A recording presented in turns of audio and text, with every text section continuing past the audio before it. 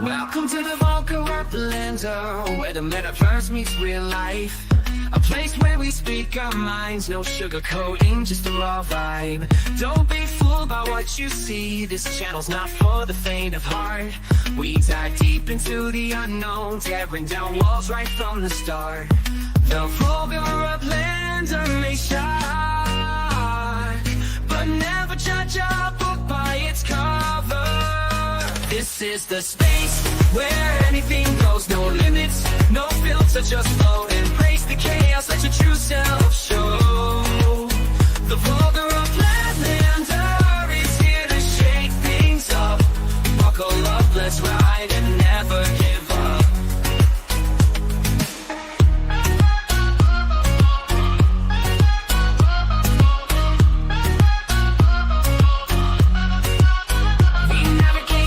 Digital realm, exploring what's beyond the screen. Unafraid to speak our minds, uncovering truths that need to be seen. The Vulgar Uplander speaks the unspeakable, challenges the status quo. In this ever-evolving metaverse where possibilities flow. Say what you mean what you say. This is the space where anything goes, no limits, no filter, just flow. Embrace the chaos, let your true self show. The Vulgar Uplander is here to shake things up. Buckle up, let's ride and never give up.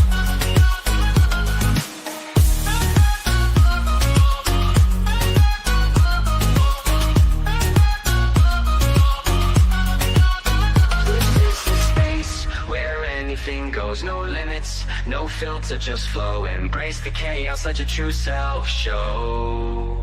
The Vulgar Uplander is here to shake things up. Buckle up, let's ride and never give up.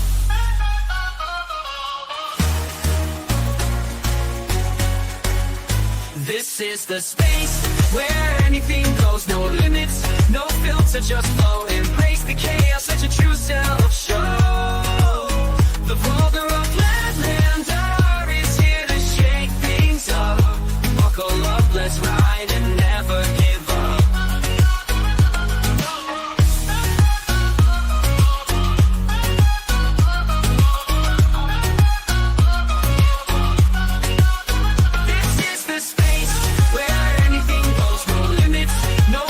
Just flow, embrace the chaos, let your true self show. The Vulgar Uplander is here to shake things up.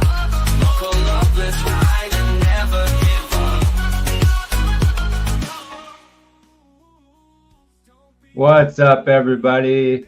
Thanks for joining us today. This is the Vulgar Uplanders, me, El Slack, and we're joined today with Thank Me Later. How you doing, man? What up? I'm doing well. Glad to be here. Yeah, I thought that song was never gonna end.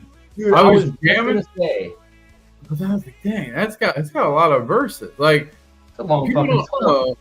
Like, yeah, I mean, it's a banger. It's not as good as the UpX podcast, but it's pretty solid, for sure. I would say people don't know. Like, there's a full version. Like, we only play a 30-second clip. Like, we have a full song. Oh, I want to hear that full song one of these times. I know, we'll have to play it. We had because it's done by Mars Utah. Yeah, Did ours. Who did your intro? AI. Oh God. Okay. Fair enough. Yeah, I mean, I guess that is the easy way to do it, and would explain why ours is infinitely better now. yeah. I mean, look, sometimes you got to whip some shit together. No, it's fair. Again, like it was pretty good. Like, Like all things considered, I was like, oh, okay. Yeah, I mean, actually got a couple. Sometimes I'll mix it up. But yeah, I was sitting there. I was like, "Fuck, man, is this song ever gonna end?" I forgot how long this is. I like that you're surprised by your own intro music.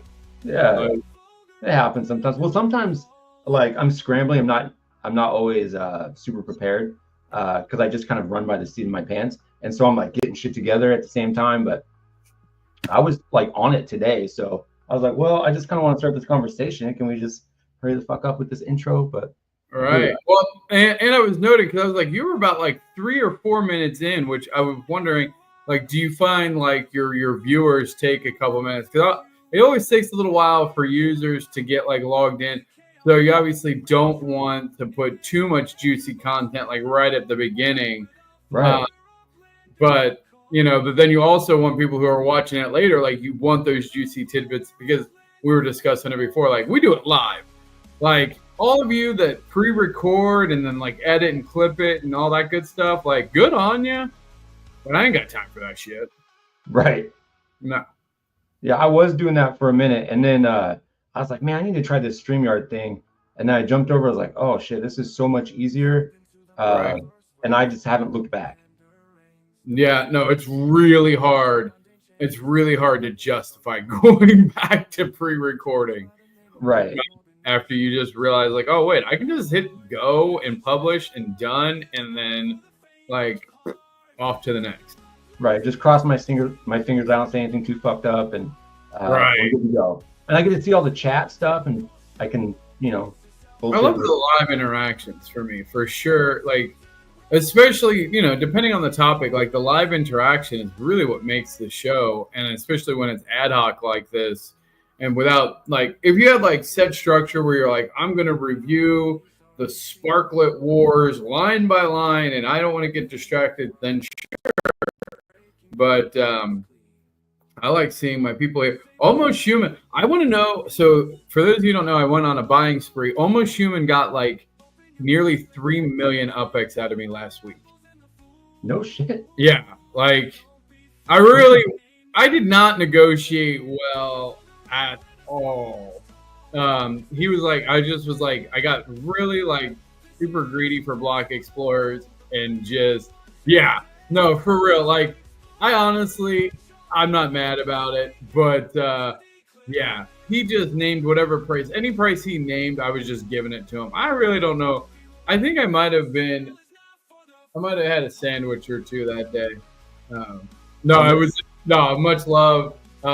It was great. I got a lot of good block explorers, and honestly, I needed block explorers because for the upcoming UpX Dojo that's coming out with UpX World, you have to fight different block explorers, and so I needed. So now I have over 500 block explorers. How many do you need? Well, right now there'll be 5 levels of the dojo, and it'll only be 16 per level to start with, but I want it to be able to scale to 100 dojo leaders per level, which means I need at least 500 block explorers just to do the first 500 levels, because essentially all of my block explorers will be NPCs. And the way it works is as you beat the dojo leader, your block explorer replaces mine. And then the passive income that would be coming to me. So if you lose to me, it's like a PvE PvP system. But level 1, you should just be able to, like, those 16 are not designed like, it's like I'm the dungeon master, right? In a D&D game. Like, The whole purpose is like you should be able to get through the first layer dojo level 1 without losing, like, fairly easily. Now, level 2, you're definitely going to have more trouble, etc. But as you beat the dojo master, you become the new dojo master, and then you defend the dojo as the NPC. So then as players come through, they'll have essentially a 1 in 16 chance to face you versus one of the other, 15 block explorers that's a dojo master at that level at that time. And it's seasonal. So at the beginning of every season, you put up UpX or something to fight the dojo master? Yeah, so you will pay UpX, it's like a dungeon crawler type thing, but it'll be a dojo crawler. And so you'll pay your 100,000 UpX, whatever we decide on, and you'll be able to get rewards because it'll be like, for instance, you might come across a node that will allow you to mine. So if you have a pickaxe on your character, you might be able to mine and get some more gems. You will, as you beat some of the like grunt people, as you work your way up, you might find scrolls of resurrection, soul stones, a bunch of other materials that relate to, like, say, Spark Tycoon. But if you don't beat the dungeon master, it's roguelike. Like, you lose everything. You lose everything that you're equipped with, and your soul might even be destroyed. Now, like that's where it gets a little interesting. Now, for alpha testing and for the UpX Genesis crew, they're going to get special gems that can never be destroyed. Okay. So you want to be an alpha tester. If you are an UpX World Genesis crew member already, you're going to get you're actually going to get 3, a red, a yellow, and a blue, like gem heart that are indestructible forever. Now, alpha testers, so if you're like, man, I missed that opportunity, it's okay. When we open up alpha testing, knock on wood, here in before frost season. Our goal is to release something before frost season. To find a way to get in this alpha test for sure. The alpha testers are going to get alpha gems, and the alpha gems are good for the entire alpha wave. So it's kind of a double entendre / like creative way. So alpha wave is all of 2025, and then 2026 is Bravo wave, 2027 Charlie wave, etc. So when you hear alpha, you think alpha testing, which is kind of the double entendre. It is the alpha wave, like a pre-test. Yeah, but the next one isn't beta. The next one is Bravo. So Right. 2026 is Bravo. We do the phonic alphabet, but these Like alpha, a 1.0 version. yeah, exactly. The alpha gems are indestructible throughout the entire alpha wave, so they can't be destroyed at all during the alpha wave. So you want to be one of the alpha testers that gets in on this alpha set of gems. Now, before anybody worries that it's going to be too valuable or too OP, it's the equivalent, if you've ever played Diablo, of having like an infinite chipped gem. So Yeah. you will essentially always just be able to stock your Block Explorer with the lowest level gem. Yeah. So I mean, it's coming together. We're working with GATS Studio. They are led by Angry John, and it is an amazing group of developers who have they know this scene, right? These are Right. experienced developers. They have projects in Sandbox. They've had projects in Roblox. They actually have like an ongoing contract with Roblox as well for development. Yeah, I've talked to him a little bit about that. I was telling my son, I go, hey, do you ever see like GAT Studios when you play Roblox? Because he plays that shit all the time. He goes, no. I said, I know a guy that makes these games. And he's like, oh, I'll be looking, Dad. Yeah, no, it's super cool. And so they have shifted almost all of their resources to really upland projects. So between like what we're doing, they have another project with Hyde Park Ninjas. They have another project with Rodrigo for a golfing game.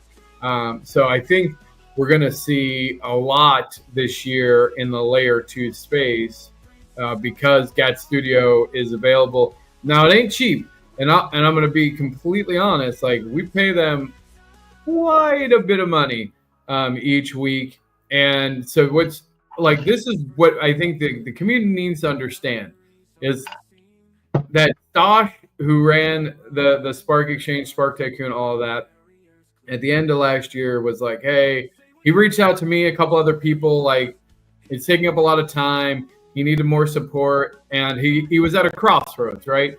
Yeah. Either like shut it all down and take what little profit he had. And it's not little, it was pretty good profit. Or reinvest the profit and try one last time to try and get some traction on some sort of gaming, etc. And so that's why he brought me in as CPO. He brought in C. Prado, who is a paid community manager, to help with the communications and managing Discord. And we have an ongoing contract now with a full-time developer through GAD Studio working on our project. So like he decided to no, that's not even a funny joke. See, I'm too squirrel. I'll read all the comments. Oh, shoot, the Spark. No, it is not a scam. Please don't even joke about it. Like the Spark. Come on, almost human. Yeah, like the reality is it has been down, but we actually had a call with Carlos and X1, myself, and Stosh this morning. We do have an update today about that. There was some, I didn't see it. I didn't read it, but I saw it. Was it somebody? Yeah, well, X1 posted it. I posted it in chat. Yeah, no. I just give it just like, hey, Lamont, I haven't seen you in forever. What's up, buddy? What up? Dinner time. But yeah, it looks like we've figured it out, right? Of what we need to do to move forward. So Stasha's working on that code now to update it to what needs to be, and then it has the problem now is that the blockchain is now needs to get caught up, right? So is Upland working with you guys to, like, are they noting something in the blockchain to differentiate between like the like property structures and like cars? Unfortunately not. So what we've had to, not at this time. Now they have taken our feedback, and we hope that in the future that we won't have this issue. However, they gave us an API access to essentially take that code and then check it against their inventory. So it's a very manual thing. And we were worried about getting, what is the Cloudflare, I think, is their like protection. So like Cloudflare makes sure that they don't get like DDoSed or like, too many API calls, etc. And we got whitelisted on there, which now means that we can have unlimited pings. Because one of the concerns we had is like, we're going to have to ping this API every single time somebody essentially stakes Spark on something that is essentially not property. And so we worked it all out. We have some additional error catching that we're going to do. But then the blockchain needs to get caught up. Since it's been down for about a month, then we'll need to actually have it catch up. So fingers crossed, it'll be all up and running by the end of the weekend. We understand that this is going to be a critical resource, I believe, in the Sparklet Wars to come. Yes. So there's a big urgency for everyone involved on both sides to get it up and running in the next 10 days for sure. I want it up and running this weekend because I want to have a couple days of it running to make sure we're good. Because again, these structures, 500,000 Sparklet hour cap, I think is what. That's a grip. Yeah. So like that's, yeah, because it costs some millions or billions. It's ridiculous. Spark Tycoon is a go. Spark Tycoon is going to be getting several updates. We are going to have dojos. We're going to have libraries. We're going to be bringing in new books and scrolls. It is absolutely a go. All of your resources too. For those of you who are stockpiling resources, I've kind of said this here and there, but since this is a new audience set, I think there's a lot. There might be some new ears here. I'm going to give you kind of what I'm pitching as CPO, and honestly, I don't see why it wouldn't get pushed through. One of the suggestions we heard from the community, and believe it or not, we do listen to the community. One of the suggestions we got from the community was, hey, a lot of games do like warehouses. So I have to have a warehouse that holds a certain number of lumber or wood. So then it's like max cap on the amount of resources I can have. I have to grow bigger warehouses to be able to store bigger things, etc. Right? And you're like, oh, okay, that makes sense. However, it wouldn't make sense with how much resources some of us have to do that. What my and then like, so then there's like this weird like cutover, and then you might have a burn down. But I want to add massive value to the resources you've already got. And the way that we do that is we turn all of the existing resources, once we do it, into heirloom. So they're marked as heirloom resources. And an heirloom resource does not impact your max cap. So if you have 100,000 wood on day one, when we go to this new warehouse structure, you will have 100,000 heirloom wood. And this wood over time will become more rare and more valuable. Because if you think about it, a whale or a shark that comes in that wants to start aggressively building Well, they're going to have to start with these warehouses, and these warehouses are only going to hold a little bit of wood. And so there's going to be an immediate time gap before they can start building some really cool big stuff. Does the heirloom wood, if you were to sell it, does it stay heirloom wood to the next person that buys it? Correct. So Okay. yeah. That's a good clarification. No one's asked that actually. Yes, that's the value proposition is Yes. and you're right. It would be limited value if it goes and then it doesn't go. I guess that wood. Yeah, no, it stays heirloom wood. So a whale can come in and buy as much heirloom product as they want and start building big things immediately. Yeah. It's going to be awesome. Oh, Scorpion King. Love that. The UpX podcast is actually sponsoring them. That race team. So I paid Mass like $250,000 UpX. You guys better do us right and win some big races. Picasso won today. I'm a partial sponsor for Picasso, so I was pretty stoked about that. He came out the cuts just fucking running through people, literally. Yeah, love it. Yeah. I want to get more into watching. I feel like I want to watch and stream more racing. Like you and I should do, like we should just do like a vulgar racing series where we just like get on and just slander the shit out of people while they're racing. We're like, that was a fucking terrible turn. What an loser. Why'd you do that? Fucking loser. Oh my God. Could you take that turn any slower there? Grandma with the canes doing laps.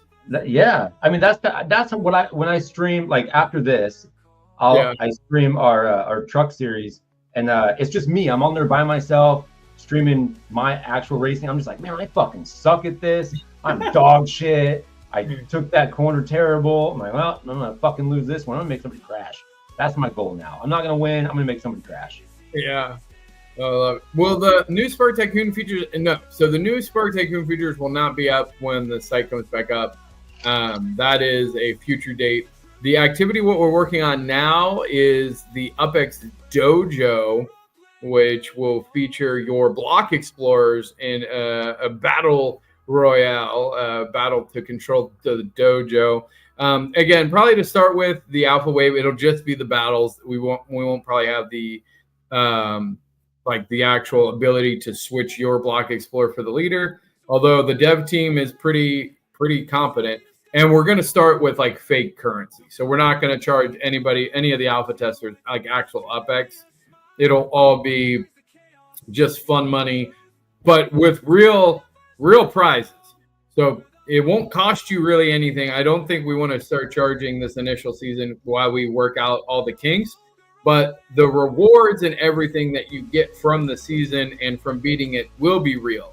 The Spark Tycoon resources you get, everything that you get is going to be real. So, but it won't cost you anything as an initial tester. That's just the way I believe things should run. I don't think you should charge your testers. I think testers should be given a lot for almost nothing. You're paying for their time. Yeah, they're helping you improve the game. You need them. Yeah, it's an invaluable resource. Yeah, exactly. How similar? Because when you're talking about the dojo battle, how similar is that to Vibes? Because it sounds kind of similar. Good question. So Vibes is actually just, I think, virtual inventory of block explorer stats. Something I can't remember what I've had some clever. It's an acronym that stands for virtual inventory of block explorer. Oh yeah, that's probably it. Virtual inventory of block explorer stats, I think. So Vibes is just a data set, and it says when you create a vibe, it just gives your block explorer its base attributes, which are based on the 6 attributes found in D&D. So we just went straight out of the D&D handbook, went, strength, wisdom, constitution, intellect, and dexterity. Did I say dexterity? Something like that. That's right. And those attributes will actually then impact like how strong your character is. So Vibes is your base level stats on those. And then each game that's built that leverages that. So imagine at the bottom, you'll have your vibes, which will be your basic stats. And then you'll have tabs for each of the games. So you'll have a tab for the UpX Dojo. You'll have a tab for like the UpX matching game. So one of the next games I want to make is like Candy Crush, but with block explorers. So you pick 5 of your block explorers and you put them up and you play like a Candy Crush style game where you try to match 3 and do all that. I love those games for no good reason. Right? Everybody does. And so the cool thing about that is they're working on it in both web-based, but also they're building it in Unity, because at the end of the day, we really want these to be standalone apps in the App Store, or even be able to get them on Steam.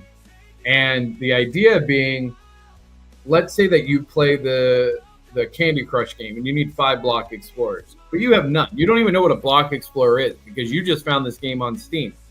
So ideally, there's a way for us to get you UpX or get you some sort of currency right straight into your game at that point. Like, you've joined, you don't even know anything about Upland. You don't need to know anything about Upland. You just want to play this really cool matching game with these really weird characters. Like, it seems so random what these characters are.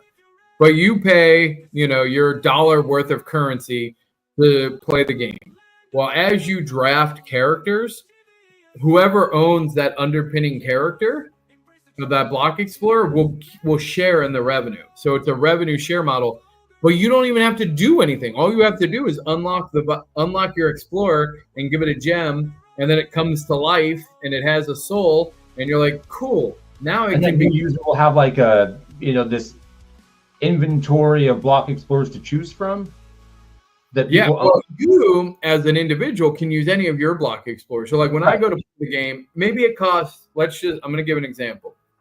Let's say it costs 100 UpX per block explorer. So if it's 5 block explorers, then it's 500 UpX. If you can supply your own block explorer, you might be able to play the game for free. You might be able to slot all 5 positions out of your inventory if you have the variety that's needed in order to do it. Now, if you don't, then you might need to rent a block explorer or buy a block explorer pack. And what that means is you pay 100 UpX, and then it will like randomly pick 5 block explorers out of the pool of eligible block explorers, which again, all you have to do is have an active block explorer with the stats. And so if they choose your block explorer, then you get a piece of the revenue. And so that's why you're going to want to level your block explorer. So you go, well, who cares about all this? Well, you want your block explorer to be as powerful as possible, because then when you open up a pack and you're picking, say, your block explorer for whatever game, any game, it's going to be more powerful. And so you get exponentially more passive income if you are always at the best pick. Like if you're always the best pick in that pack, like you're always going to get the passive income. It's going to be crazy good. In my mind, I see like a game, like that. As you like in Candy Crush, you level up and it seems like it's infinite. Like my wife played that shit, and I was like, stop buying crap on Candy Crush. But in my mind, the way you're talking about it, like if you have different levels, like say like there's like, like a peasant to like legendary or a hero kind of level, and as you level up your block explorer through vibes or whatever, and you're going through this Candy Crush type game, at some point you're going to get to a point where like, hey, you're going to need better block explorers, and then you're going to have to go pay to rent one in order to use it, or you're going to be stuck. Essentially. I was thinking when you're talking about that. That's exactly right. You might get stuck at a level where you need, and it might go like, hey, this level requires 5 red block explorers of at least level 3. So like 3 red block explorers at level 3, and you're like, I don't have that. I have 2 of the 5. So then I slot those 2, and then I open up, and then I pay my 100 UpX fee to then get a pack that has the necessary block explorers to fill it out. Right. And again, keep in mind that they will always be filled, because I myself have over 500 block explorers. So the premise here is that day one, the majority of the NPCs and the majority of the packs that get opened will have my personal block explorers backing them. So I will be embedded, but I'll be more dungeon master. I won't be playing. I'll be more dungeon master. But as it grows, the idea is that I want the community to take over the roles as that. And then as we roll out different games, or what actually will happen is as the higher levels, you're right, let's say we only have 5 levels to begin with, and the community just dominates, knocks all 500 of my block explorers out. We need to do levels 6 through 10. Well, now my block explorers, I can go in the back end and modify their stats and just make my guys really OP for 6 through 10. Yeah. You guys own 1 through 5. I have 6 through 10. And then that way it'll continually be able to grow together. And I understand that that this is a lot of information, and trust me, it's very technically confusing. But once it's implemented, I feel like the interfaces and things will be very simple. I've learned from playing my own games, like how to help guide new users into it and help them understand it. And you really don't have to know anything about Dungeons and Dragons. You don't really have to know anything about any kind of gaming. I will make sure that it's super easy. Right. Yeah, I mean that's how a lot of the games are, like on the App Store. Like, you don't need to know a lot. You don't really even know anything about the lore, anything about Candy Crush. You know that I got to match 3 gems, and then it goes away, and then some more shit drops. So Arch Hero 2 just came out yesterday, and I mean, luckily I know my girl doesn't watch this show because she doesn't even watch my own show. But I think I've put over $100 into this game already. Nah, that's a lie. I've probably put $200 or $300 into it. And it's just like a reverse bullet hell game. It's so janky. But like my point is, like, gamers don't care. Gamers just want the things. Yeah. Like, and let's figure it out. They want to buy the armor. They want to buy all the good stuff. And we're going to give them the opportunity to do it. But instead of being greedy, right? Normal game funneling is community pays, EA, Blizzard, insert, billion-dollar company here gets all of that. Whatever. We want it to be the funnel that goes out to the community. So, like, it comes in from the community, we redistribute it back out based on owned assets and how much effort you're putting in different areas. So like you're fronting all the block explorers to get in as NPCs, and as like in the dojo game, if you're fronting all those and then you're seeing the revenue from that, is that something that you're reinvesting back into the company, or is that something that you're choosing to profit yourself? How does that work? Yeah, great question. So again, it'll be a revenue split. So some of the UpX will go to the individual player, and in this case, it would be me, right? Yeah. I mean, most of it, we haven't decided on the splits. Honestly, we have to figure out what the splits are. But then there'll be part that goes back to the company to reinvest. Now, me personally, it really depends on how much UpX we're talking here. I'm not expecting to get billions of UpX out of this to start with.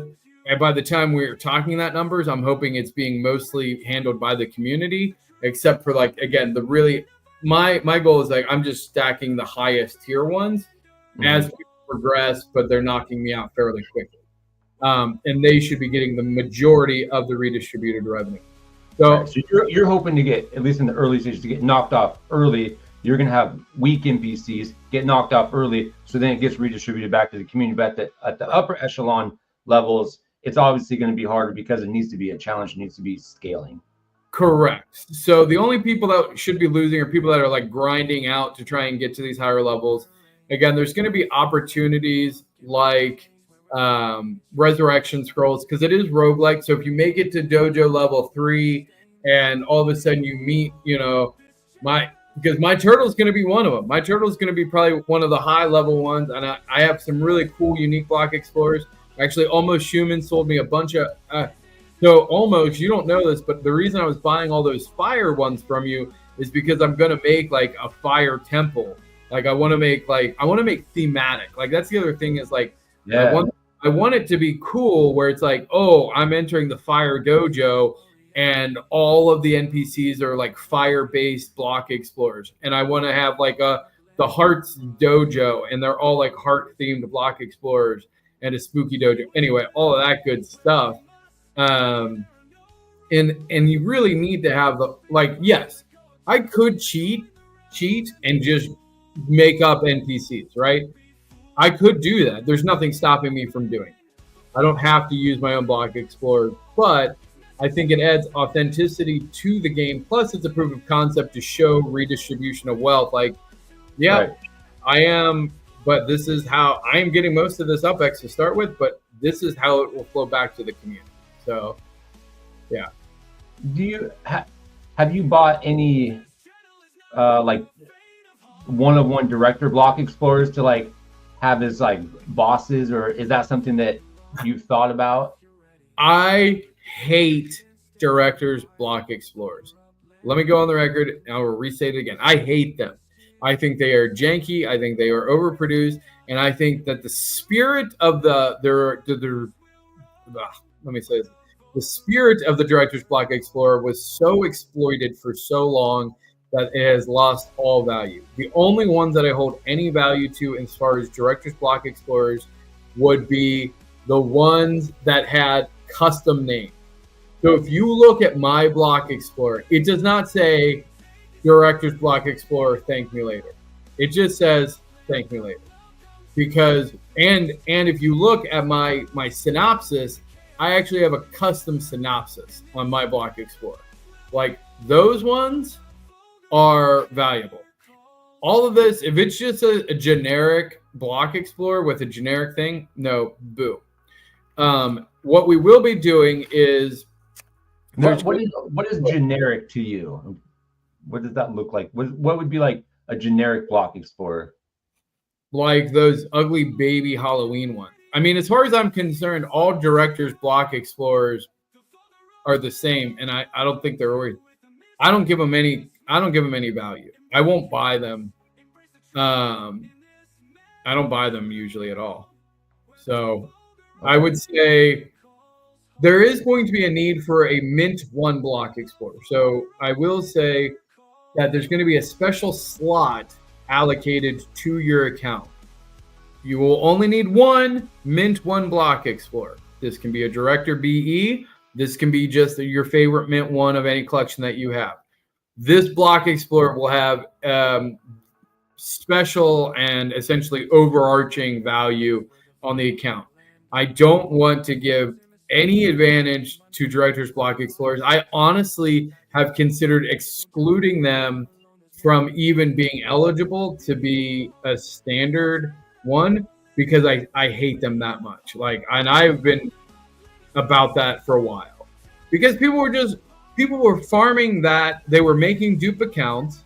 They were collection swapping, and then they were selling the rights to their block explorers. And it's just like, you have this custom block explorer, like that should be the most important block explorer to you. This is the manifestation of your character. Like no other game ever really offers like a one-of-one custom piece like that. Like that's so unique and special to me that the fact that it was exploited and that people don't care about their director block explorer kind of makes me sick.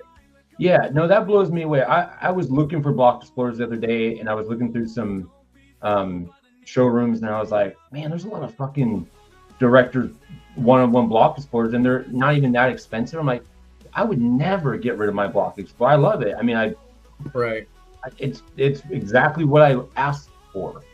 This is what I want. It's not some weird.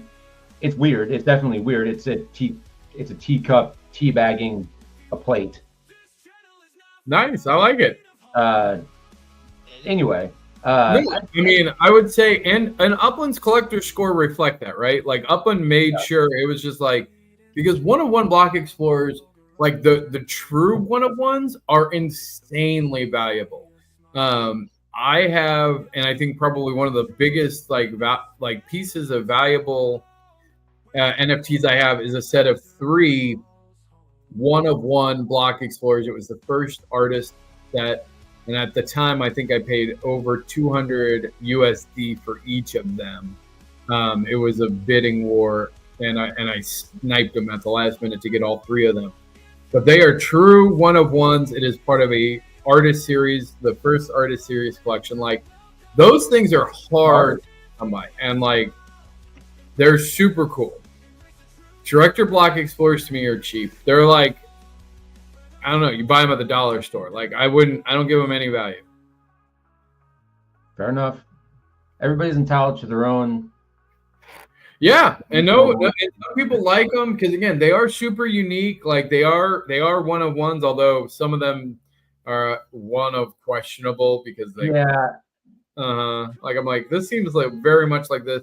And then there was this whole other thing about licensing. So like, there's a bunch of block explorers that I'm like, bro, when we had so many restrictions when we put in for our custom block explorers, like things that we couldn't do at the time, that obviously later art directors were like, nah, yeah, we don't care. IP infringement, who cares? You want Mickey Mouse? Let's give you a Mickey Mouse. Like, Batman. Now look, if I could get my hands on a Batman one, I'd be all over that like white on rice. Yeah, that's the exact fucking problem, because those are garbage. Like, that's bullshit, and it's garbage, and I hate it and pisses me off. That's definitely maybe so. I agree. Look, I don't think they should ever be. I don't think you should be able to put them up for sale. Honestly, I don't. I think they should be. I like that. It should be account bound. Your director BE should be account bound. Yeah, just like these other past bullshit that they give you. That there aren't NFTs. It's not an NFT. It's just it's bound to your account. You can't ever sell it. It's yours. Wait, what? The passes aren't NFTs? What? No. The drops that you get from the passes, the like seasonal passes that you get when they get you get these cosmetic drops. Oh, like the backgrounds, the stupid backgrounds. Yeah, exactly. That's exactly it. You're 100% right. It should just be in, and in fact, it should have its own slot, because they have like. Yeah. Do you have? I'm curious. I haven't looked at this in a minute. When you do the editing on yours, what do you have exclusive? Okay, hold on. Oh my gosh. Do you have like these visitor badges? Like have visitor, Uplander, Pro. Oh, Founders Edition. That's one. Do you have this one? Do you have these? The Founders Edition, which is like a duck, a scooter, a whale. I don't remember seeing Founders Edition ones. Visitor. No, I have Visitor, Uplander, Pro, exclusive, and that's it. Yeah. So there, and that's what I was saying is like I have like the Founders Editions as well. So like they should have done that. They should have just had your own like that would have been fine, where you couldn't sell it. I think I do own one other director. So if anybody like goes on my account, the only other director block explorer I think I own is it's literally a chess piece, and it's the name of it's For Sale, and it's like that was the player's name, For Sale, and like it's one of the ones that it said has the custom name, has the custom description. It doesn't look like a standard block explorer, like a director's block explorer. All right, that'd be cool if they would have kept that. I understand with bots and multi-accounting and shit, it loses its luster, but it would have been cool if they could have kept that. Yeah, for sure. Yeah, that's my only thing about the director BEs. And I kind of wanted to kind of make it penalty where like you could only use your director's block explorer for something. Like if there's a way to figure that out, I might use that just to kind of like just poke the people that sold their block explorer. Like that's what you get. Like you don't get you wasted your opportunity. Yeah. There should be a negative to like they made. I mean, you had this bespoke thing made for you, and then you're just gonna throw it away like it's nothing. Well, people were actually selling their slots, so they were even like, "What do you want?" Like they were making them for other people. Oh, Like, that's gross to me. yeah, no, it was like that was even more upsetting. Or they were like, "Oh, well, I'll just make a bunch of Batman ones, and then like whatever gets through, then I'll sell those." And like, it's like, man, that's terrible. Yeah, I guess not knowing some of the history behind that stuff is, I guess, good, but also not. Now I know, it's like, yeah, I get it. That is kind of shitty. Talking about badges, no, my guy looks like he did get rid of the balls. I had two that were like dangling. Cancer. Do what? Looks like he has cancer, just a big mass on the back of his back. Yeah, like 24 badges now. When was the last time you earned a badge by like doing something in the game and not like buying a pass? I don't know if you buy passes or not, but I do. Yeah, I buy the passes. Purge 2024. Okay. And then before that, it would have been Broadcaster of the Year. You know, that's kind of a big deal. Broadcaster of the Year 2024. Yeah, I guess. Yeah, I mean that's collector's badge, Bermuda badge, unique structure badge. So I mean, I've done several throughout the year. Okay, because I do wonder, like, when I listen to your guys' show, yeah, I don't know how much of it is a joke, but you know, you'll say like that you don't really play the game much. If it wasn't for Jim or if it wasn't for the show, you know, you wouldn't be fucking with Upland right now. How much do you actually play Upland proper? I haven't in a long time. Like, again, I'll jump in for like a badge opportunity. I will tell you, because to me there isn't, like, when treasure hunting came out, I was one of the first, and I dominated treasure hunting for a while. And then I got bored. Like when collections first came out, I was there was 21 original collections in San Francisco. I was one of 3 people that got 21 of 21 before things got crazy. And I kind of, whenever something new comes out, like the new city releases, the cars, like I have a full set of, and I have to find out where they're all lent out, but like I have all 5 colors of the original SR1s. Like I was a big proponent of that. So whenever there's new featured big things, like I wanted to like totems, but they implemented it so poorly. I like fed mine each one proto and then let them die just as a point. Yeah, totems are. We'll talk about that later. Yeah, but like I can tell you right now, and Spud Wars. Like I was one of the hood champions for Spud Wars. Like you do a big event, man, and they had some really cool stuff back in the day. But this new Sparklet Wars, I'm definitely in. Like I'm in hard. The collectors. Oh yeah, me too. I'm fucking got all the, as you say, I'm tingling in all the right spots. Right. You know, I'm ready to go. So have you decided, like, what's your strat? Like, do you have a team that you're going in with? Like, I'm currently, so I work all day. So I work at a prison, and so I can't take my phone in. I can't even like get on social media at all. So yesterday when that shit came out, I had no clue until like 8:30 at night my time. Yeah. And so, and then I have almost a 2-hour drive home from where I work. I have a long ass commute. So I got home at 9. I guess I was home about 9:30. I got off at like 7:30. Anyway, and so it's almost 10 o'clock. I got to talk to my wife. I got to help get my kids to bed before I could even look at it. So I think from like 10 to 11:30 or something, I looked at it. So I got a late start, you know, being that we don't have much time before it goes. But yeah, I have a strat. I have a preference of what faction I want to go towards, but some of that's going to just be dependent on, one, if I can get a pass, two, what pass do I get, and if I can trade for the one that I want. What do you think? So there's 600. Yeah. Do we feel like there's 600 active players in Upland? I think so. I'll be curious to see what they go for secondary. I think it's going to be ridiculous what they're going to go for secondary. Really? I think it's going to be stupid. Yeah. Well, like what? Like what is stupid to you?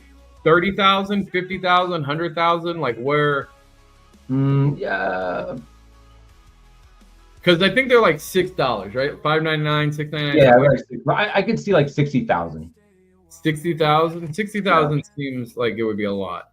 That's like a 10x conversion. But I mean, and then what about USD? I mean, like, do you see it going for $12 USD? Do you see it going for more? Like, I would see it going more USD. I mean, it could even go more than that, more in UPX. But yeah, I think I could see it in the $20, $30 range for USD. Really? You think it'll be a 5x return in USD? I think because there's going to be so many people that want it.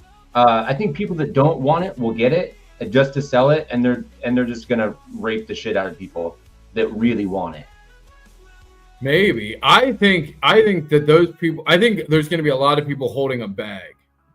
Like, I think like people are going to like try to game the market. And I think all the people, if Big A participates, see people FOMO buying, trying to get on his team. I'll be interested to see if Big A participates, and if so, how he does it. Well, kind of the way things are. So when you had X1, I don't remember hearing about this. When there's 500 bundles for those people that get the pass. Now, is that 500 bundles for each faction, or is that 500 bundles for everybody? It's 600, 200 for each faction. That's my understanding. It's 600 bundles, and there's 200 passes for each. I could have swore, and I hope I'm wrong, that it said 500 bundles at $13 a piece. Wait, for what? That might be different. Like that's like where you get your assets and things from, though. Yeah, that's what I'm talking about. Oh, yeah. What about those? Like the passes, there's 600 of them, 200 for each faction, but then the people that burn the badges have access to these bundles. From what I recall seeing, is that the only way to get access to those bundles is to burn it? Oh, and they're faction specific, but it doesn't say if it's 500 across all of them or 500 per faction. Well, you can figure out based on the number of assets. But yeah, that's interesting. Maybe that's when my team was like, how much are you planning on dropping on this? And I'm like, as much as I need, because I want to win and I want to be drop that much is the thing. I think you're going to get capped out because let's just say there's 500 for everybody. Mm-hmm. Actually, let's just say there's 500 per faction. Yeah. You got 200 people per faction, and every one of them is trying to get in on one. That's what, 2.5 bundles? That's just under $40 if you get one. Yeah, well, I mean, you should get one because if that's how it plays out, I mean, you'll definitely get at least one if you want. That's not much, unless you're looking to buy off the secondary market. But I think it's going to be difficult. I don't think there's going to be a lot of the bundles on the secondary market necessarily. Well, the assets roll over, man. Like, and this is like, I don't even want to necessarily. I think after the event, I think you're going to see a bunch of them hit the secondary market, and people are going to want to cash in. But those that burn the pass to get in on the Sparklet Wars, I don't think they're going to be selling those assets. They're going to need to use them or trade them with their faction. I don't think you're going to see a lot of those on the secondary market. So whatever you get in the bundles, which again, I think you could probably at best get 2.5 of them. So you might get 2, you might get 3. Yeah. But after that, I just don't see, even if Big A does get in the game, he's got all the money in the world, he may not be able to get more than 2.5 bundles. Any one player may not. Well, yeah, but he can build, as stated, as the Metaverser says, he can build 11 superstructures himself. There is that. And so maybe he doesn't need a bundle, but that doesn't cost him any money. Like, for this, it's not a matter of like how much money can you throw at this game. For me, I'm looking at like how much of a community and a connection have you made where you can align with? How many properties does he own in Japan, in Tokyo? Do we How have many that? Can somebody pull? How many properties in Japan? No, how many properties does Big A own in Japan? Oh God, that would yeah. Like, did he go hard? Like, because like, if he, I mean, I assume he pretty much just buys every city that he wants, and I mean, nothing would stop him from just going and just buying up the floor. But again, I don't see like there's no incentive for him to do this, right? Like, this is somebody said kiddie game, and that's really the truth. Jimmy called it a kiddie game. I kind of agree. I really hope he doesn't come in swinging it around because 11 mega structures will be impossible to compete with. Like, it won't even be fun at that point. Like, so I hope he lets us plebs Play the game. play the actual game, and he doesn't just come in and wreck it. Unless he's on my team, in which case, build, baby, build. Yeah. But I kind of hope he just lets us have this. Maybe Upland's even like kind of said to him, like, "Hey, man, don't destroy this, because if you make this unfun for everybody, no one's going to want to play." What I would love Big A to do. Here's what Big A, if you listen to the Vulgar Uplander, and I'll say this on my podcast too, just in case he listens there, is like, I think he should stay neutral, and I think he should rent out his Spark on the Spark Exchange. Once we get the Spark Exchange up, I think he should just put up tons of it, and allow people to rent his Sparklet at a set price. He will guarantee make more money than he would participating in this event. Oh, for sure. And so that's my suggestion is, hey, if you want to participate, let us help you rent out your Sparklet. Yeah. Yeah, let us peons, do your bidding. Yeah, Abdullah, his in-game is like Abdullah 86. Yeah. And he is the whale of whales. He is the great white whale, so to speak. Have you ever spoken with Abdullah? Yeah, I know. So he was actually going to be one of the original investors in UpX World. So I actually have an NDA. Like, I know his real identity. I'm obviously not allowed to disclose that. We're under NDA on that. But he's an awesome guy. He is fantastic. He's a super nice guy. You can't confirm Abdullah is real, because I've been suspect. No, I can confirm he is real. That's all I can confirm. Yeah. He is of. Nope, I can't. I really can't say any. I don't want to get in any trouble. Don't get yourself in trouble. But he's a very real person. He has let's just say the money he has put into this game is inconsequential to him. I mean, I'm sure it matters somewhere, but it would be like one of us putting $1,000 into this game. Like, if you make minimum wage, well, no, that would be a lot. If you make good money and you put $1,000 into this game, that would be the equivalent of like what he has put in. So if you make $100,000 a year and you put 1,000 into this game, that would probably be the equivalent. You could do the math. Okay. He's not very active in the community, like, outright, because again, imagine, having the wealth he has and the access. It can be overwhelming for him. Plus, he's busy. Like, he's got a very important job. So he doesn't have a ton of time. Okay. Yeah. It does stand for one of those, and I cannot tell you which, but it is one of those. Meta Millen. That is a good eye. So going back to Sparkle, do you have a strategy? I know you weren't wanting to disclose it even on your own show. No, I'm not telling anybody anything. Know that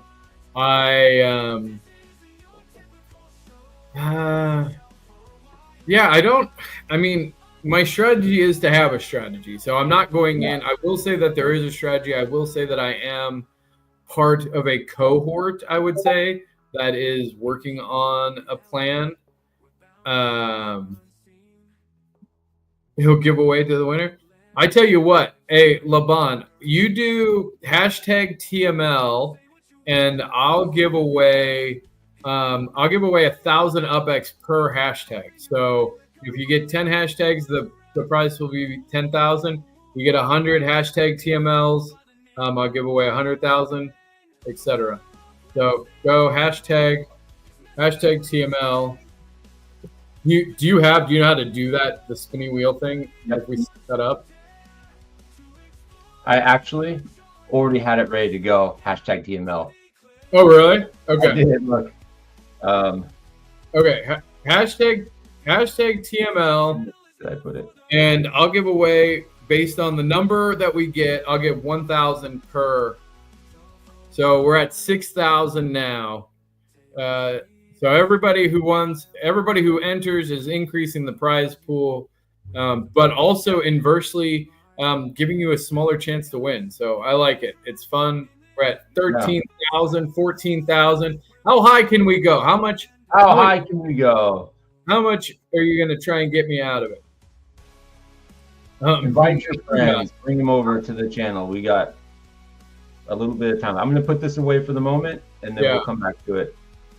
Hashtag I here too. Laban and Mike. I haven't seen you guys forever. Do you guys not watch the UpX podcast anymore? I feel bad.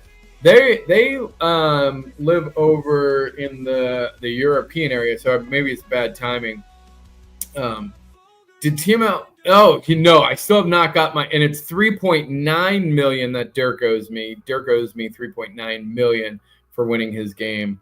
I don't think he was expecting anyone to do as well as I did. But yeah. What one of the, you don't have to tell me which faction that you're going to go with or that you're hoping to go for. Which one aesthetically is the most pleasing to you? Oh, can you pull it up? I'll walk through them all. Yeah, I can. Let me find it.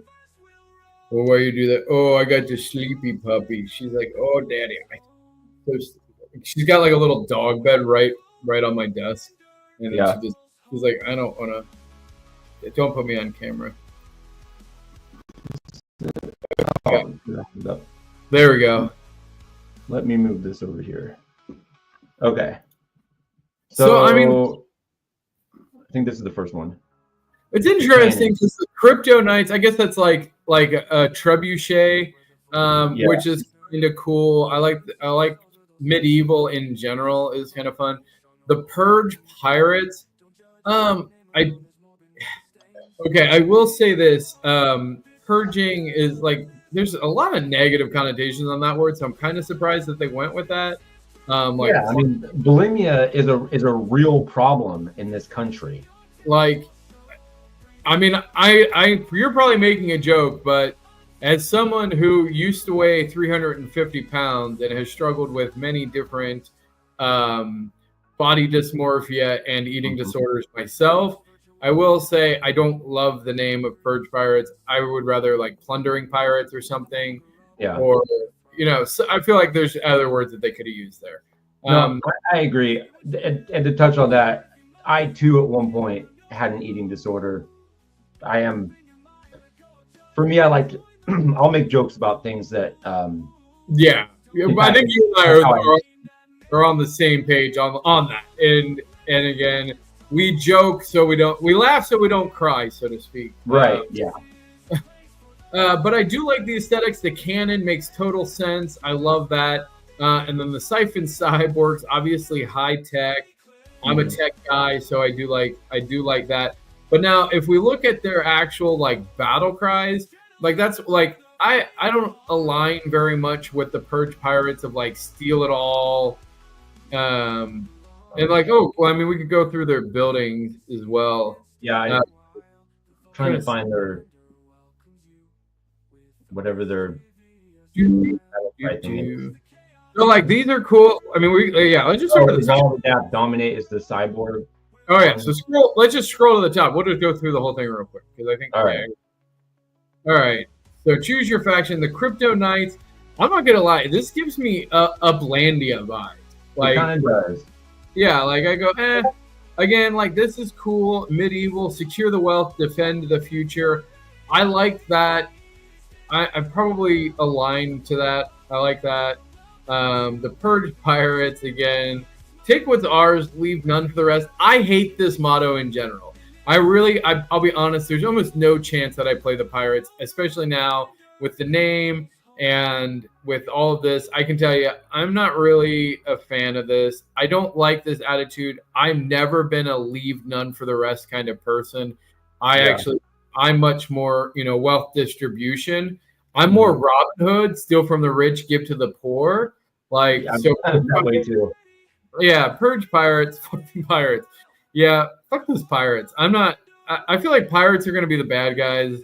And then the Cypher Cyborgs, like, evolve, adapt, dominate. This one, to me, resonates most. If I'm being honest, I think me too. Most with me. So aesthetically, I really like the Knights, just by their logo or their mantra of evolve, adapt, dominate. The Cypher Cyborgs are very appealing to me. This is almost the way I live my life, evolving and adapting, and then hopefully at the end I'm dominating. That is almost to the T. I work, in a prison, so I work a lot with other people and kids and stuff, and so adapting to situations and evolving and growing and changing your mindset, and then hoping. Anyway, this is the credo here. Is I'm big on this one. Yeah.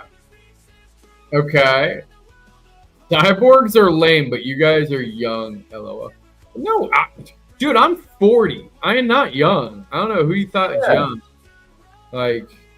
Almost human. How old are you? I'm 41. Yeah, like you ain't 80 years old. What the fuck? Yeah, get out of here. If you're 60, 70 years old, I guess I'm young. But you ain't. 40, way to go. Yeah, you're a child. Don't even talk. Oh, 56? Really?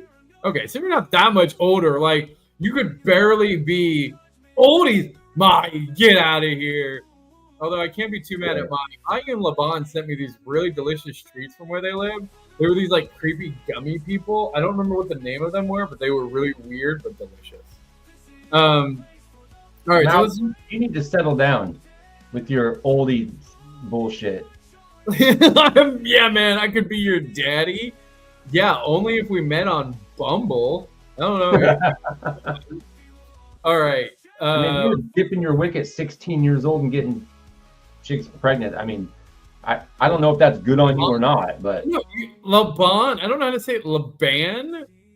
I don't know. Put it phonically in there. I don't know how to say your name. I asked him one day, and he said, Laban. Oh, you're named after it because that's your. Oh my gosh, I am so dense. Because I was like, it kind of looks like your avatar. Those creepy little gummy people. Oh, and that's where you got your name after the candy. That makes total fucking sense. I don't know what Maui's named after unless there's a Maui candy, but I'm assuming not. No. Welcome to the prison. Woo! Right over my. Way over, yeah. Okay, what do we got? So let's look at their building. Only took you 3 years. Yeah, I'm slow. I'm working on it. Your mind has just recently clarified without all the sandwiches and pizza.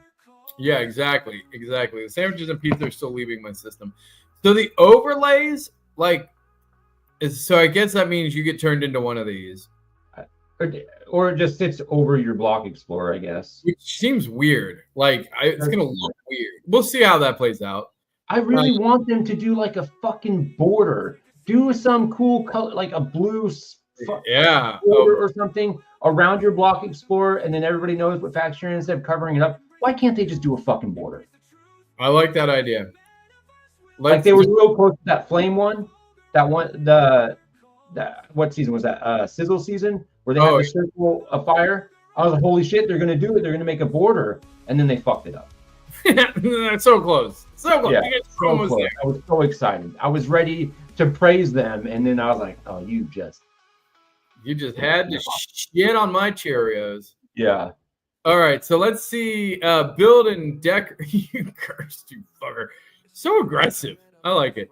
Again, I really like the aesthetics here of like the medieval buildings.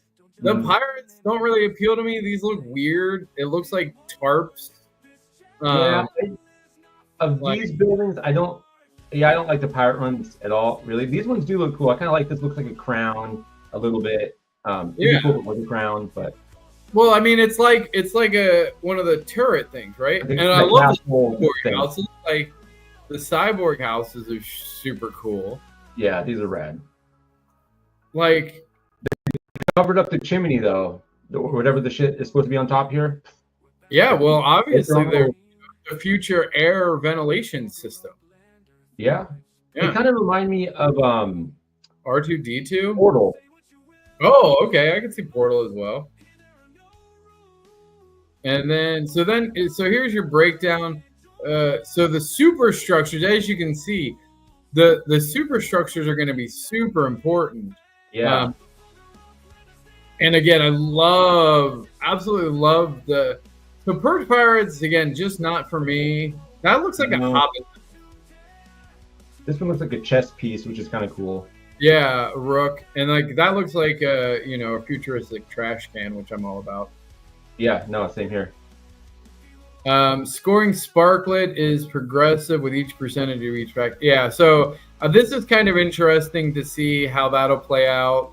So that way, I think what they want is they don't want to have happen is like people like sandbag on what they have until the end. So Right. like it entices you to like put up most all of your stuff early on and Mhm. to show your hand early because you're going to get 10%. Like you're going to get these increasing bonuses. I can Right. see people holding. I don't see with this. There's no reason to not fully build out. Now there might be some things that you want to keep secret, like so that way you don't get dominated later. But they've done this in a really smart way, I think, Mhm. to ensure that people don't hold back. Like you want as soon as possible, as much as possible, to have your stuff up and ready. Right. So, Yeah. If you can start banking a healthy amount of points right out the gate, if I think if you're only going to get 100% on day 7, you're going to be in trouble if you're not prepping well before that. yeah, exactly. Like and even in day 5, if you're just like, all right, well, we're gonna wait till day 5, like you've missed like if you look at day 1 through 4, that adds up to another 100%. Now, granted, Right. Yeah. you might, so that it's essentially 1 through 4 is the equivalent of day 7 by itself. Mhm. So it is going to be an interesting thing to see how people play it. I'm going to be decorating and putting up as soon as I can for sure because Yeah. I'm those leaders points. I want that title. Well, and what I noticed, and I was before I read through all this, I was like, oh shit, how do you get the superstructure? But anybody can put up a superstructure, Correct. as long as you have a property that fits it. Yeah, and they said it's a slightly larger base than a Apartment. an apartment. Yeah. Yeah. So then we got Tokyo will be a little bit tricky because it's not. I think a lot of the properties are kind of small. yeah. I'm putting my Tokyo props for sale USD. I mean, it definitely can't hurt. I think. I mean, I'm gonna be probably buying some or probably trading some people. I would definitely make sure they have structures on them. Mm-hmm. So 25 meter radius reduced by 25, and they can stack, which is cool. So that's kind of the cannons that we were looking at originally. There's 250 of each of these. So I think it's 500 per. I guess it's probably 500 packs per. Oh, my- I think you're right. Yeah, Is it- 250. Yeah. Yeah. So let's scroll down. Defense, chest. So wait, so this neutralizes, and there's 250 of those. Right. But I noticed these ones are only 22 meter radius. So I mean, offensively, you have an advantage over the defense. There's a 3 meter range. But if you think about it, like it makes sense because your attacker has to hit the structure, but your defender only has to hit the attacker, right? So I think we'll see how it plays out. I like the chest. This might be the only one where I feel like legit the pirates, which makes sense that their pirate chest would look the coolest. Yeah. It's kind of neutralized a little with all that black on there. There's more detail, but you can't see it that well because it just kind of all together because there's no contrast there. Yeah, that's true. Because from a distance, it just looks like a black shape with yellow shit on it. Fair. And that other chest does look like a standard like Portal or wait, what was that game? Man, Half-Life. It looks like something out there. So now the ultimate weapon, which is kind of cool. This is cool. This reduces the point structure to 0. This is big time. This is big dick energy if I've ever heard it before. Yes. Actually here I tend towards the Purge Pirates as well. It gives me a little bit more Mad Max feeling. Right. Also, I think standard carts have to have standard wheels. So these are carts, like, can you make custom wheels in the model, or do you have to use the standard wheels? I've never seen any different wheels outside of the ones that Upland makes. Yeah, so like I think like that is a unique identifier to these. So I would say, this is super cool. The Cyborg one reminds me kind of like a Batmobile. Oh, I could see that, but I like its big wheels. Like, and again, the other Purge Pirates, the Purge Pirate cart looks pretty dope as well. Right. Crypto Knights one I think is kind of lame. It looks like a sled or something. Yeah, it looks like it's made out of cardboard. I mean, I like the shield on the front, and like the low. It feels like it could drive under another cart, but it does look a little cheap by comparison. Yeah. Orlando Bloom. How do we get on? Yeah.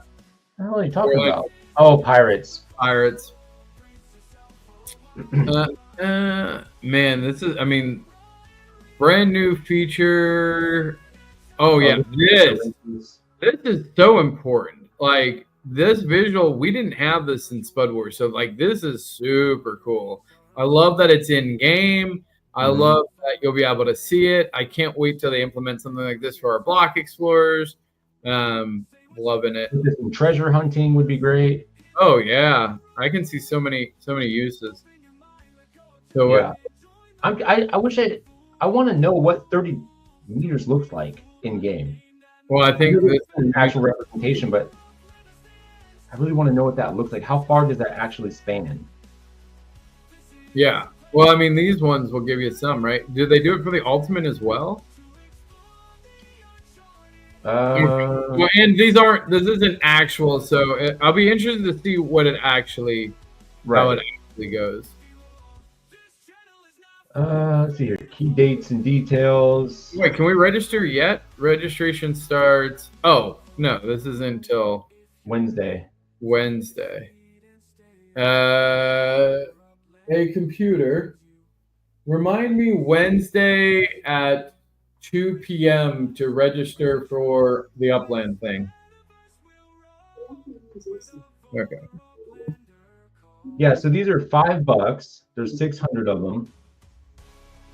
$5, 600, 200 of each, and then the Sparklet Wars bundle. So 2 randomly selected NFTs, which may include a map asset, offensive or defensive, a cart, or a structure ornament. Okay, that's what they're. So you'll buy these packs for $13. Yeah.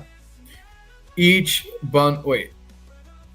So there's 500 of them per faction. It's got to be perfect. You would think if you're jumping in and you get one of these for $5, you're probably going to want to get at least one of these, at least. And $13 isn't an astronomical price. That's not too much to ask. I know I'm going to get as many as I possibly can, but yeah, you're right. It might be a bottom cooldown. Probably will be a cooldown. Background music, or do I have iTunes on? No, that I think that's I put the background music on. Yeah. It's only 200 people. It's a maximum of 200 people. I don't think each faction, like, I suspect each faction might only have about 100 people active. So I actually think that you might be able to buy as many as 5. And I think that most people are going to buy as many as they can. I'm excited. I'm going to buy so many. So even if you bought 5, again, so let's just say you own 50 properties in Tokyo and you get 5 bundles of random whatever the hell you get. You don't need 50 properties. You're only going to need, 10. Well, whatever you have for decoration, yeah. Yeah. And there's no guarantee that in those, say, 5 bundles that you get, you're going to get a decoration. No. Because it's a combination of either a map asset, 500 of those. Because so you figure 500, which means almost every single pack is going to probably have one offensive or defensive weapon. Yep. And then, so which may include a map asset, a cart, or structure ornament. So, yeah, I mean, there'll be some maybe that have 2 map assets, but yeah, I mean, you will likely only get like 5 to 10. I mean, if you bought 5 bundles, the most, if all 5 bundles only contain structure ornaments, the most you would need is 10. So that's good. Yeah. So yeah, there's no way that one person can dominate this game no matter how much money you have. Because even if only half the people that buy into the Sparklet Wars actually are participating, and say every one of them gets 5, which I think is less likely, but we'll see what happens. Yeah, you're kind of capped at how much you can actually do. Yeah. You have to. It's super cool. I mean, these faction passes. So you're not okay. So the faction burning opens on Thursday. Sparklet begins. So now this will be interesting because when you burn it, I believe like you're going to get access to let's see, the 17th. So like you do want to burn it early to get in on the Friday the 17th. Right. Oh, man, this is. You have to almost burn it. You have to make a decision right away because. Yeah, you can't wait. You can't wait for it to start on the 20th. No, and if you read in there, or I think in the video that X1 put out, if it starts to get lopsided in one way, they're just going to shut off that faction until it balances out. Yep, so exactly. If everybody say they want to go for the pirates or whatever, and you got a bunch of people joining the pirate faction, all the rest of the people from that point on are not going to even get the pirate faction. You're only going to get the other 2, and you may not have a choice. Well, it's not, no, so that you just won't be able to burn them. Like, so, because they'll be distributed. It's still 200 of each. It's just if like, let's say one faction, let's say the pirates go crazy and have 100 mint or 100 burn, but everybody else is at like 10 burn. Like, well, it wouldn't, because at 25, well, scroll down, it tells you, right? Where does it link that?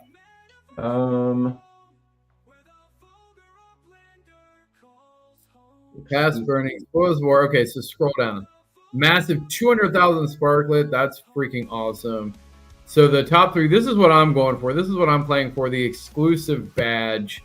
Definitely want this. Sparklet Wars. Top 3. Yep. Which is really, I think, anybody's game, honestly. Yep. Exclusive block explorer. Top 25 players of each faction. Regardless, get this Sparklet Coins Explorer, which is cool. I wish it was a different design though. I wish. Yeah, this feels meh. Like I wanted this doesn't be something epic. I think it should be like an epic block explorer. It should look really cool, not just a Sparklet coin. It's okay, but it could have been way better with this. it definitely could have done something more.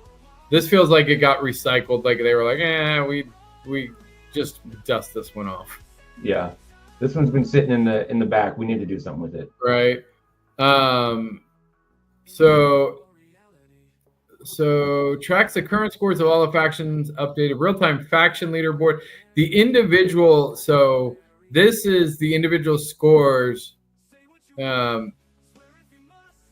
For the real-time one? Wait, which one is not? I thought they said like there was going to be 2 public and then 3 hidden, or 2 public and 1 hidden, I mean. So I think I don't know.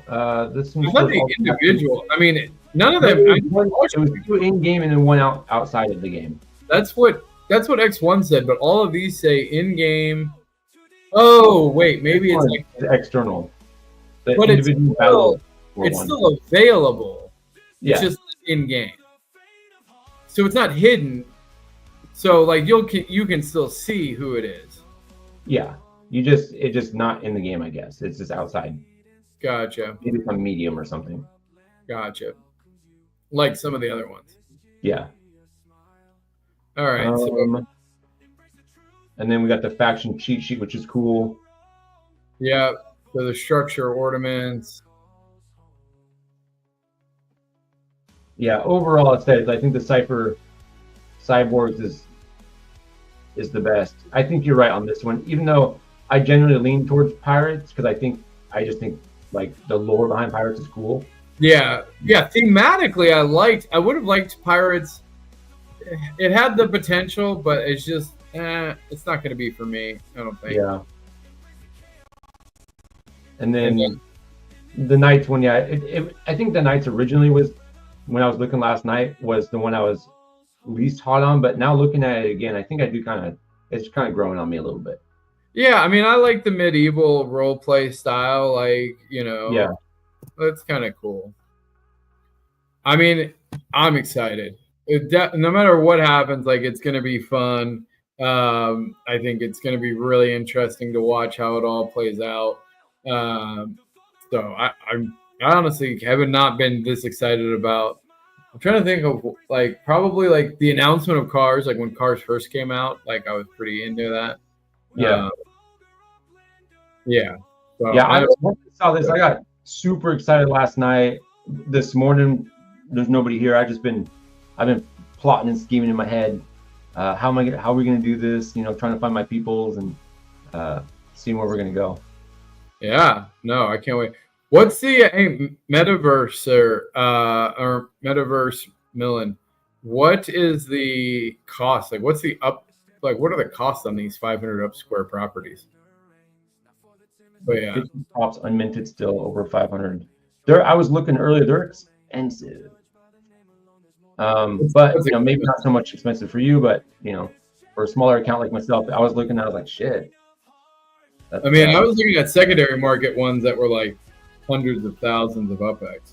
Yeah. So, the unminted ones I was looking at were like in the hundreds of thousands of UpX. Okay.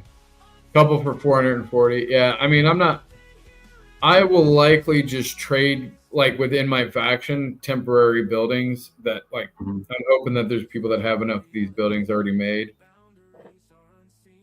Or I was thinking the same thing. Like that would be if you're going to sell in the secondary market, you really want to make sure that it has a property or something built on it. You have enough time, go build these structures. Like honestly, Absolutely. like that's your biggest value add. Because I can tell you right now, whales like myself, that's what I'm going to be looking for inside of Tokyo, is with already built on it. Yeah, I think I actually made a trade earlier today for a Tokyo property with a building on it. I was pretty stoked about. I felt pretty favorable for me. Yeah.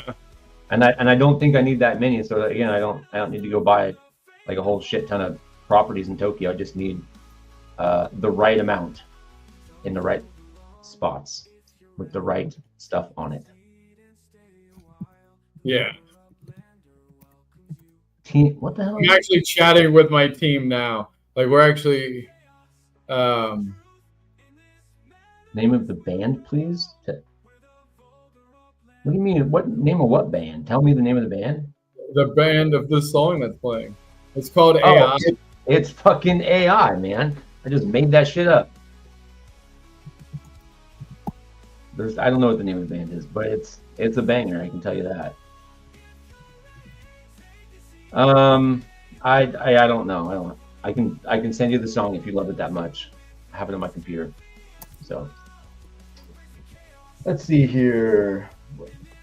You got any other tidbits about this? Well, no, I think so. We talked. The Spark Exchange is going to be back up here. Hopefully by the end of the weekend. We got the UpX Dojo coming. That's going to allow play to earn and passive earnings on your block explorers. Did you say when you think that might be coming out? My plan for alpha is I want to do alpha. So it's going to follow seasons, right? So alpha frost season is my goal. So that's like 3 weeks from now is when I want to launch like an initial alpha test. Perfect. Now you can play a super janky version if you go into the use channel. I put a link to one that I made using AI that's really janky that I kind of use as a proof of concept to give to the dev team. But they're going to build one way more robust, obviously, than what I made. Okay. Yeah. So we talked about layer 2 games, which we're working on with GAT Studios. Now when that stuff is hopefully to come out, we talked about Sparklet Wars. What else did we talk about? Yeah, I don't know. That sounds. I mean, put in a good 90 minutes. Like, yeah. I was listening to your podcast the other day, and you were talking about your beard, and you're gonna let that fucker grow. What kind of products are you putting in that bad boy to keep it healthy? Oh, I could actually go get it. My barber actually gave me some beard stuff. I got like especially like cleaning and oil because man, you get like the dry skin underneath of it. Yeah. But she gave me some beard oils and actually this beard butter. But it's like butter but spelled with an A, and it melts like it's solid. It's like butter, and it's in a like almost solid form when it's in the container, and as soon as it touches the heat of your hand, it turns to oil and and then I put that in there. But yeah, I don't do anything special, but yeah, and then I brush it constantly. But that also just feels good. Yeah, you gotta keep it pretty. Evergreen Lasher beard wax. There you go. Oh yeah, love that. Made with hemp seed oil or some shit. Yeah, I'm sure. Yeah. Oils and lubes are essential. Yeah, you never want to go in dry. Always oil and lube. Yeah. Lube that shit up. Keep it wet. I did have some questions I was gonna. Oh yeah. I was gonna throw your way. You've been around a long time. What is January 2025? Actually, my 5-year anniversary, I guess, would be coming up. In Upland. Is it in February? No, January. January. Okay. What is the most annoying thing you've seen in Upland by the community? Sorry, say that one more time. What's the most annoying thing? You kind of already touched on one with the block explorers, but from the Upland community, what's the most annoying thing that you've experienced? Just in general, rude trolling. Like, rude trolling is like a big pet peeve of mine. Like, it's valid to have complaints, right? You're allowed to have complaints. You're allowed to have things that disappoint you. But just coming in and just blindly complaining, or even worse, complaining when you don't have a full picture, or even worse than that is just outright trolling. Like, if you know the answer to the thing, or like, just being a troll is the worst. What do we get to? 18? 18 so far, yeah. So far. TML. I'm giving away 1,000 UpX per entry. So right now the winner will receive 18,000 UpX, and I'll do it live here.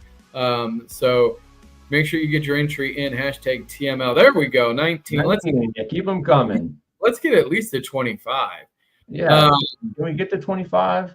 I think we can get to 25. Let's go. Hashtag TML. So trolls are really like the bane of the community. Like if you're going to complain, at least have an idea. Did I hear 5K per entry? You actually did not. You did not hear 5K per entry, but I do appreciate the try. We're at 22. Tell your friends, invite them to the stream. We got a little bit of time left.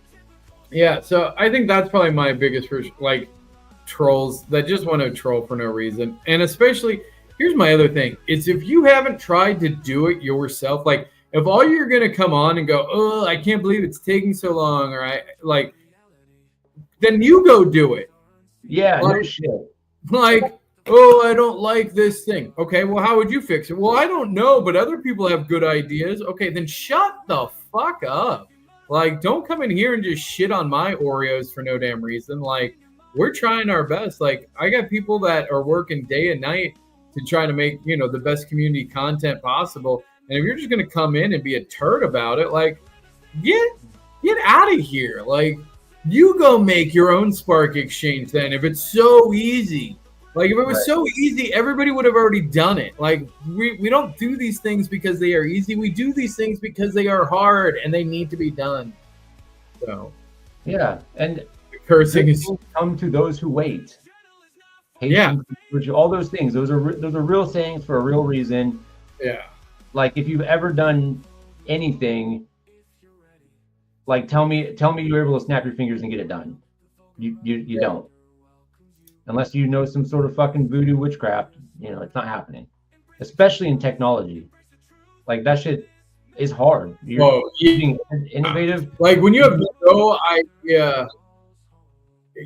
no idea about technology, that shit drives me nuts. Like, my day-to-day, I'm an enterprise architect. So, like, I know a lot about technology, and I appreciate the cycle of how difficult, especially when you're leading edge. Like, Upland is leading edge. They are doing things in the blockchain that have never been done. So when they're like, it's going to take us a week, and it ends up taking a month or a year, that happens because they're doing something that's never been done before. Like, anyway. Yeah, I mean, I feel the same. Like, with totems, we don't have to get into it, but like, there obviously is something going on with totems that they're needing to look at further and deeper before they can continue doing whatever the fuck their plan is with totems. It does suck that it's taking forever, and it does suck that there's not a great amount of communication about it, but clearly something's going on that they either, one, can't talk about, or two, can't fix or push forward with. Yeah, because wait, did we have 2 seasons? Has there been 2 seasons? There's been 2. Yeah. Again, I really think that they're not getting the adoption and the playthrough that they're expecting. Mm-hmm. And I can tell you why. It's because it's too hard. TML is a baller. He should give away. Honestly, if I had 100,000, I would normally do 100,000 is normally my amount. But Dirk owes me 3.9 million, and you guys can blame Almost Human for that. My account. Oh wait, never mind. I guess I do have. I was like, I only have 98. Oh, there's a comma there. I do have 900,000. I guess I could give away 100,000. All right, Mai. Hey, Mai and Laban. How about this? Can I get you guys? Can you guys? Do you guys promise to show up live to one of the UpX podcasts? And say at least hello. I miss seeing you guys there. I feel like I haven't seen you guys in forever. And if Laban and Mai agree to show up live to some of the UpX podcast shows, I will up it to 5,000 UpX per entry, which will put it at over 100,000 payout. Make the commitment right now for the viewers. I hear Laban and Mai say that they're committed to watching and joining in some chat for the UpX podcast. I've missed you guys. You haven't been there in a while. I know lives get hectic, but just know I believe you, Happy. And please do live, just in chat. Just come into chat like you are now here. but during the UpX podcast, just come and say hi. You promise to come and just chat and say hello. We miss you guys. We actually talk about. I know that Jim, Too Stupid to Win, has mentioned it a couple times. You guys used to attend a lot, and again, I know it's a weird time for you guys. I think so. It makes sense, but I would love to see you guys back on a live show to just come and say hi. So if you commit to that, then I'll commit to 5,000 per entry. Ooh, do it. So it's on you now. You made the 5K. All right, let me pull up as well. Search for a player. How many entries are we up to? We're at 22. 22. So that'll be 110,000, which I'll probably round to 11. So 111,111 because I like that. All the ones, yeah. Sure. I say hi twice during Christmas though. Well, I want a new one. I wasn't really in the great, like I wasn't really around a lot during Christmas. I had some other things happening. I just want to say hi. Go get your husband on board. Doing it for the community, so I have a chance at 5K option instead of 1K. Thank you, Laban. I appreciate it. All right. Anyway, all right. What other? You had some other questions? Yeah, I think we're talking about trolling and people being impatient. So counter to that, what is your favorite thing about the community? Honestly, the house support, like for as many trolls, I would say for every one troll, there's 5 genuinely good people. And then there's probably like 10 just meh people, but no offense to meh in the audience. Meh is probably one of the good people, which is ironic. Let's hope so. But I would say, like, honestly, some of my best friends now, I mean, Jim, aka Too Stupid to Win, he's literally my best friend right now. Like, and I met him 5 years ago playing Upland.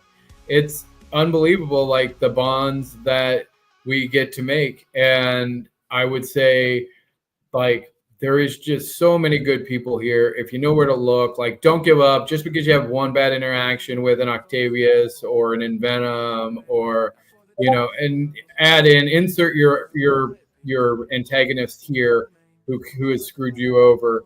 Like, don't let that ruin your entire time in Upland, because for every one of them, there's a bunch of other awesome, great people. Right. No, I would agree with that. I got two last things before we get out of here. Okay. What's been your favorite city release so far? Favorite city release? Yeah. San Francisco. Other than San Francisco. I knew you were going to say that. Honestly, Manhattan. Manhattan was probably, it was so exciting. They did these bubbles, and I'll never forget, like, the race to Wall Street was super intense. I've heard about this race to Wall Street. It sounds epic. It was unbelievably epic. And then having like Daddy D Dizzy mint out all of Harlem, like one night he got a little tipsy and was like, ah! It got all riled up and minted out all of Harlem, which ended up becoming a collection, and he ended up making super bank on it. Yeah. So I love that. So Manhattan would be it. Okay. Outside of number ones, because I know you're a big fan of like number ones or things with ones in them, is there like certain kinds of properties that you are looking for? For instance, like for me, I'm a huge fan of the Beastie Boys. I like to try to find properties that have significance to the Beastie Boys, and if I can, I will buy them. Or I will have Swarley buy them, and then I'll steal from him. No, honestly, for me, it's the ones. I'm a one guy. Like, I really believe, like, people underestimate the ability or searchability of an address. Like, you're planning on making it like an address that you want people to visit or to be able to look at. The searchability and just the marketability of the address. I also look for funny ones. Like anything that's like a 420 address, like, has appeal. 666 addresses have appeal. Like, I got like 2 Young Court or something like that, or like 4 Wood. any of had that. a bunch of weird names. They had some fun ones. Oh yeah, I love weird, funny names. Like those are always appealing to me. But yeah, obviously I'm kind of known for my ones collections. Right. I own most one mints, like one addresses in San Francisco. I think there was only one in Fresno, and I have that as well. But yeah. Okay. Last question that I Okay. screwed up. What's the hardest thing you've had to do in Upland to date? What's the hardest thing? Keep coming back. Like honestly, like I would say the hardest thing in Upland is not giving up. I've had some major setbacks both in my personal life and in the game. Upix World has come and died more times than Jesus. Which technically that's not a high bar. He only did it once. I've had to do it a couple times, of like the death of Upix World and the rebirth of it. So I'd say coming back and not losing hope is the hardest thing that you have to do in Upland. Is you have to wake up every day and decide that you're not going to give up. That today is not the day that those voices win. That what you are doing matters, and that you are valued in the community, and that's affirmations to myself, right? Like, yeah. So I would say that is definitely the hardest thing I've had to do in Upland, is not give up and to keep on the hardest days, cover that little flame that I have. Like, it's not a fire, it's just a little flame, and I just got to protect it like Charmander in the rain. Like, right. Don't let that fire go out. So yeah. No, that's real. I mean, it reminds me a lot of just like a relationship that you're in. Yeah. Hard times, you don't want to give up, and that's a great way to look at it. Honestly, like it is a relationship. And now the question is it a healthy relationship or is it an abusive relationship? Like, how many times am I like, no, Miles didn't mean it. I'm sure he's a good guy. I just, it was a misunderstanding. You know what? I ran into his hooves. That's not, Yeah, he didn't mean to do that. He didn't mean to stomp on my balls. He just did. With an accident, I shouldn't have been laying on the ground. Yeah, that was my fault. Yeah. Yeah. Maybe it's a little bit of a toxic relationship. Maybe it's a little bit one-sided, but you choose to come back because you love Miles. Yeah, hardest task-wise, like in the game, acquiring the Genesis property was like one of the most stressful. There was two of the most stressful moments of my Upland career were very early on. Actually, there's a lot of early ones. Like getting, I actually owned the one of each of the San Francisco terminals, like 1/11, 1/9, 1/whatever. I actually owned all three of those at one point. That was a pretty stressful task. I owned the curator collection. So they released a set of museums later in the game. And so winning those, I actually have a video that I made, like a trailer epic of me getting those things. That was pretty stressful. But honestly, like the time my chest was beating like the most and like the most like tearing things up was the Genesis property. The whole week leading up, there was the first Genesis week. It was a week long of events and things, and I had secured myself like 2 of the 5 slots, or even 3 or 4 of the slots. The prize ended up going to somebody who I didn't have an alliance with at all, and you can check it in the chain. I was able to secure that within hours of it going to him, because holy cow, like that was, I knew it in my bones and in my heart. Like if you were gonna pay some stupid amount of money, like, and back then it was a lot, like thousands of dollars to secure that, which was insane at the time. And I go, this is my big bet. This is my Upland like big bet. Nothing else matters on my account except really this, because that's it.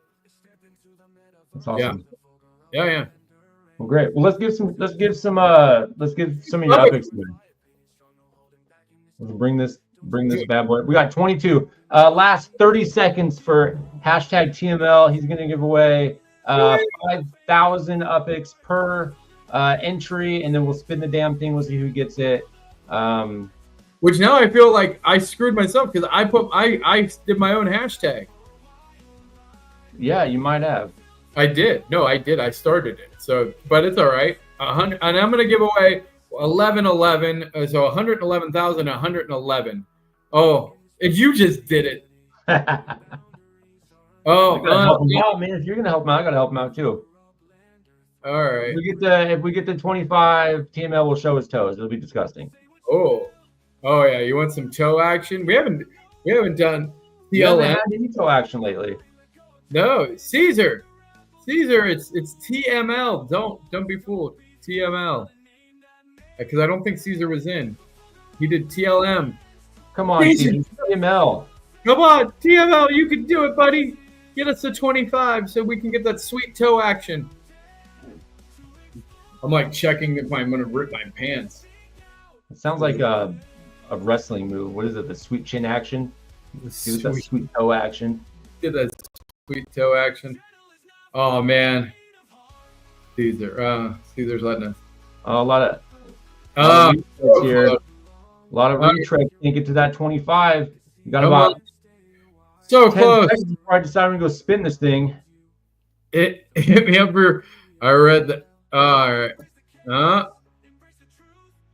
Caesar, you got to put in TML, not TLM. Oh my gosh. What? Oh, you know what? That's the color. I haven't done a proper. I was doing toenail polish I did that for a couple months. It was just fun. Horror. Jeez. Holy cow. Horror. Yeah. If I did period blood red myself, but that's just me. I would do. Look, you got it there. Hashtag TML. Come on, Caesar. You're breaking my balls here, man. Man, 25. Are you teasing us? Are you fucking with us here? he is. Look at this. All right. We're spinning this thing. 24 entries. We can't get that straight toe action because Caesar won't bump us to 25. He loves to play the games. He wants. This is a scam. Incoming rug pull. Rug pull incoming. All right, guys. See ya. Thanks for hanging out. Yep. No, we're not the Hawk Tuah girl. All right. Let's go. All right, let's do this. All right, we're doing it. 3, Roll that beautiful bean footage. 2, 1, draw. Oh, come on. Big money, no whammy. Big money, no whammy. Who's it gonna be? Me. Scoring. 23. Scory, congratulations. Let's see. I think that's your in-game name too. It is. Scory 23, director. A more loyal, vulgar Uplander fan. 1111111. There we go. 111,111. Send me the code. Submit the code. There you go, Scory. Congratulations on 100. Scory wins. Enjoy that. All right, TML. Hey, man, it's been awesome getting to chat with you and hang out a little bit. We should do this again for sure. I got some more questions, some gaming questions. Maybe I can hit you up offline one of these times and we'll talk. Yeah. Anytime. Love to do it. I love me some gaming, but it was great hanging out with you. So, yeah, I look forward to your show every Thursday when I'm driving home from work. Oh yeah, be sure to check out the UpX podcast every Thursday night at 8:15 Central, 9:15 Eastern, and 6:15. Yeah, Taliban. Yes, please. Just come say hi. We miss you guys. We miss you. I assume you watch it offline, but yeah. All right, guys. Thanks for hanging out and watching TML. Have a good rest of your day. Thank you so much for coming on, and we'll talk soon. Later, everybody.